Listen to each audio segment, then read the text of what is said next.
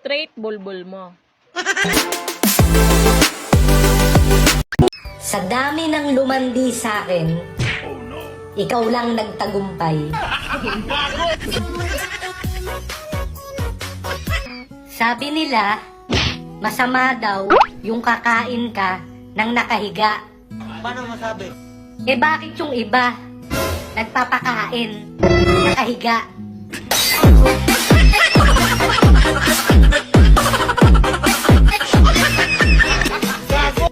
Ish, teka lang. Bakit? First time ko kasi. Ibig sabihin, virgin ka pa? Hindi. First time ko kasi makipagtalik sa pangay.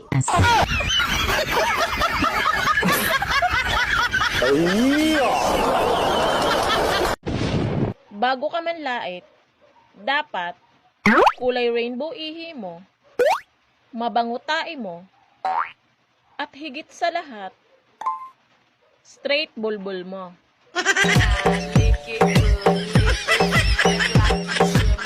Alam mo, marupok ako pagdating sa pagkain. Lalo na kung ikaw ang magpapakain.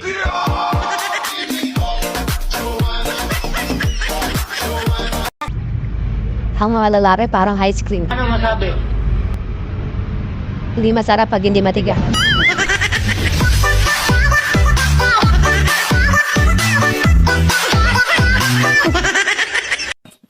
Tatay, buntis po ako. Matulog ka na. Di ka magagalit sa akin? Di mo ako sasampalin? Anong klaseng ama ka? Walang pakialam sa anak. Ikaw, Baldo, tumigil ka na. Yung kabaklaan mo, pinagbigyan ko na. Pero yung ambisyon mong maging ina, umayos ka.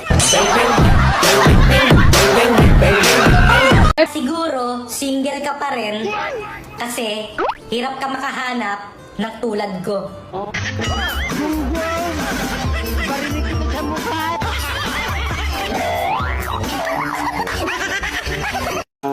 Alam mo, hindi ako mangkukulam. Pero, kaya kitang tusukin ng karayom ko. Hoy! Matay po sa ako! Walaking kakang mga kwatay. Uy, gato lang ako eh! Ay, Pogi! Taniman mo nga ako! Yung wala nang hugutan ha! Para magabang na lang tayo kung kailan magbubunga! Gago!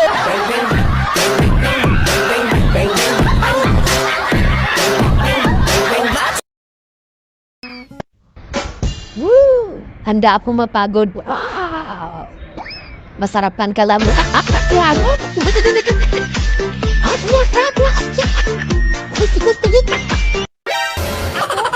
Pogi naman ako, di ba, Shane? Wala Pogi ka kung hindi ka lang naging pangit!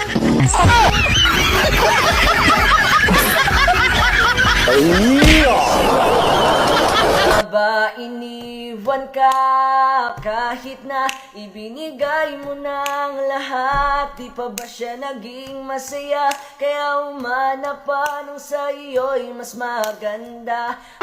Di ba boys, kapoy ang kinabuhi? Samot nag, dili mo tindog, imong buhi.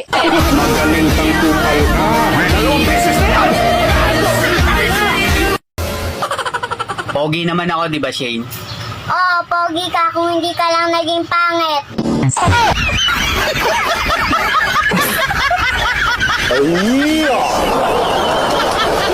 Di, tara, luto na yung adobo.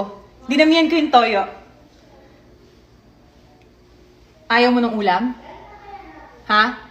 Ano, yung ulam mag-a-adjust sa'yo? Alaga dito ako. Ito, tatanungin kita. Magtanong ka. Ilan lahat ang bituin sa langit? Pambira ka naman. Eh, ikaw, alam mo ba yan kung ilan? Alam ko kung ilan ang bilang ng lahat ng bituin sa langit. Yabang naman ito. Aber, paano nga? Alam mo, kung alam mo.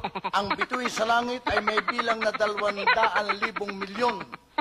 941. pambihira ka naman, pare. Paano mo papatunayan yan? Abay, di kung gusto mo bilangin mo rin. Gusto mo ba ako? Aminin mo, aminin mo.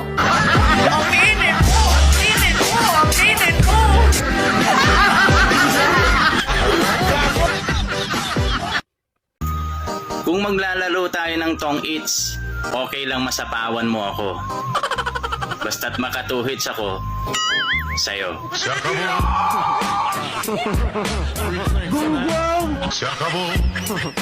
Sana all. Ganda ba ako? Lahat naman tayo maganda sa tingin ni Lord. Sa tingin mo? Aba, hindi naman ako si Lord. Bakit naman kasi nasa tita mo yung beeper ng mami ko? Hoy, hindi no. Beeper ng tita ko yun. Bakit sa kanya napupunta yung messages ni daddy?